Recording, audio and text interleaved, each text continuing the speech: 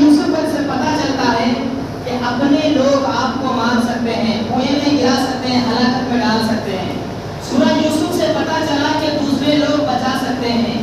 سورہ یوسف سے پتہ چلا کہ بلا جرم انسان جیل میں جا سکتا ہے۔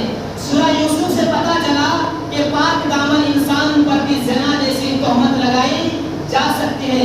سورہ یوسف سے پتہ چلا کہ اگر اللہ حفاظت کرے آپ کی تو کوئی دنیا میں آپ کو مٹا نہیں سکتا ہے۔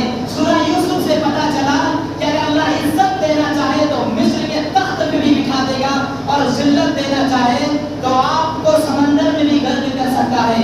سورہ یوسف سے پتہ چلا کہ تقویٰ سے عزت حاصل ہوتی ہے۔ سورہ یوسف سے پتہ چلا کہ ایک انسان کو ہر جگہ دعوت و تبلیغ کے کام کو جاری رکھنا چاہیے، کہیں غلط